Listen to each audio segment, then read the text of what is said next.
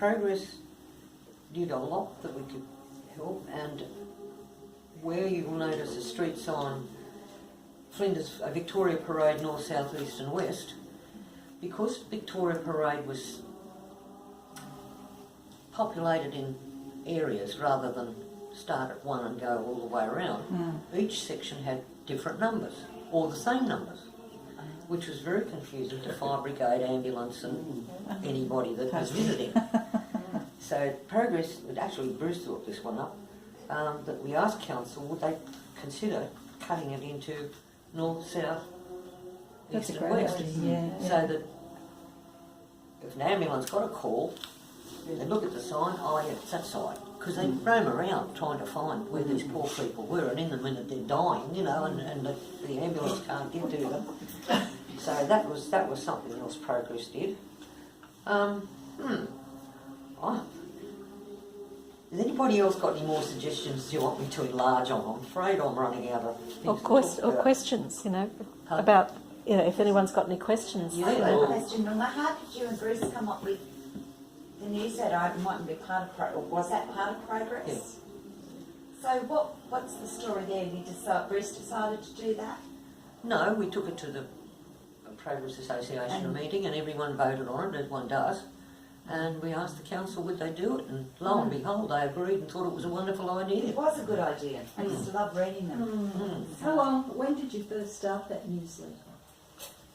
Oh, you're talking about Biggles Bugle? Yeah. Oh, sorry. Yeah. I thought you were talking about the road signs. No, when we used to come over before we moved here, we used to pick one up at the fish and chip shop and you'd read about it, and I thought it was wonderful.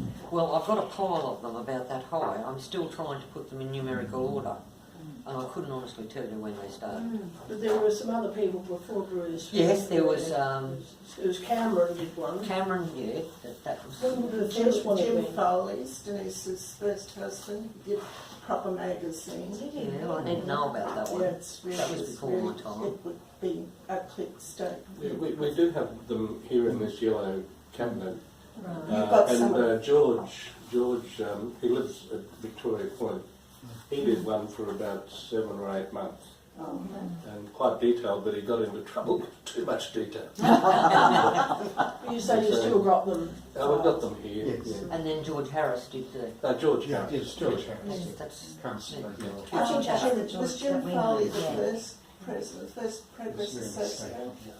No, I think Gerald Elliott was the Oh, first. right, No, yes. Norm Thorne was the first First, president. and then Gerald, and then Yeah, I believe it was called the Mormon Progress Association. At first, yes. yeah. that might have been Pullen's. Yeah. Pullen's time. Yeah. Who found the grinding stone? I don't know. Do you know the name of it? That was Maureen O'Connor's brother, who was an architect, and he was pacing out a block to build a house for someone, and he found it, and he gave it to her, and she gave it to Margaret Shiras, and she hung on to it for a long time. Then it wound up on Merle Beckett's veranda, and then it came here, and about 2014 we decided to give it back to the Quandamooka people. Yeah, I thought it was wonderful. They didn't have one, Oh, really? and they've put it into their vault. They've got a keeping place, and they bring it out occasionally. So it was found somewhere near Morwong, was it? It was found roughly where Christine's place is, I think, in that area. And there are 3 known. There's one more known to be on the island, and one thought to be on the island. One they found when they're doing the road up at the northeast tip, and they reburied it. And then someone's talking about another one, which I don't know about still. Because it shows you how they must have spent sometimes a little bit of time here if they were using the grinding stone. Well, you know, the things weigh 30 kilos, Yeah. and I used to have trouble getting it out of the bottom of the cupboard. Fantastic. And then when Michael Costello came over, he stuck it in his back. Of course, he's a fairly big bloke. But, so the women would have brought it over, and they would have been in bark canoes. They might have waded them across at low tide, but you know, the men wouldn't have been carrying them. So do you think they came from the mainland or from Straddie? Probably Straddie. Mm. The same blocks are over at Straddie, but they don't know for sure. Because there must have been a tribe over there as well. They were, but the Pondamook people, when they took them, they said, "Oh no, we know these rocks. They're from Straddie," you know. But they didn't know. That was just their opinion. I believe there were a fairly warlike lot over there. No, I don't know. I think, but that's getting off the subject. Yeah, no, I was just wondering if you knew about the grinding stone. I'd seen them, but Yes. Norma, when you were president, how many members did you have? about 25, 30. That doesn't change much. Yes. Because, too, we noticed a fall off when a lot of younger people came on the island. They weren't interested. It wasn't sort of their bag, you know. So that membership did fall off. But we also, for about 14 years, I think it was, ran a raffle down at the jetty every Friday night. The only time we stopped it was in July and mid-September when the westerly winds came in, because it was most inhospitable down there. And I remember one night Croc brought down a brazier and we finished up as we did at 9 o'clock, and he put it in the back of the truck and drove up Elizabeth Street with all these sparks issuing. Oh my God, we're going to have a forest fire in any minute now. Anyway, he got it home safely. We yelled at him to slow down, that helped. But we used to do, we didn't have the meat trays, we had dockets for lakeside butchers.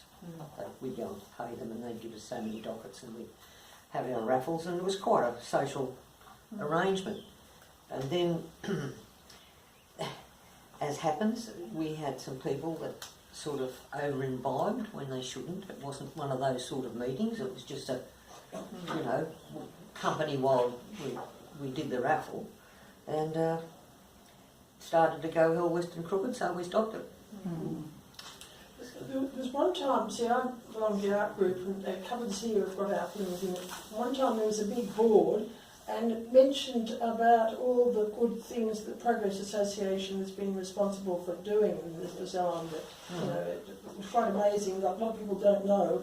And that'd be the older Progress Association. Yeah, but you just got power on, and you know. Yeah, but just all these really important things that were done, you know,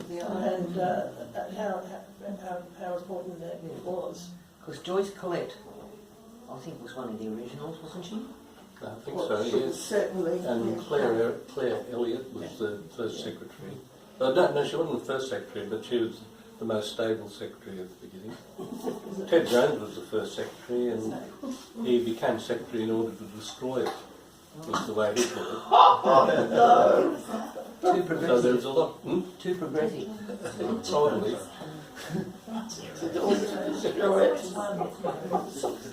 Well, Len Turner was also a president. That's true. Stan Harris. Stan was president for 8 years or so. Yeah. It's a shame that you haven't got a board. You've got the board here with a life member somewhere, but you should have the presidents. I feel that we're important. I feel that's been neglected. Glenn Turner should be up there. You know, and He was president for quite a while. I think it's important. And It's a good period. Chris Wood's husband, he was president Joe, for a while. yeah. Joe. I mean, it's more important than being life member, but not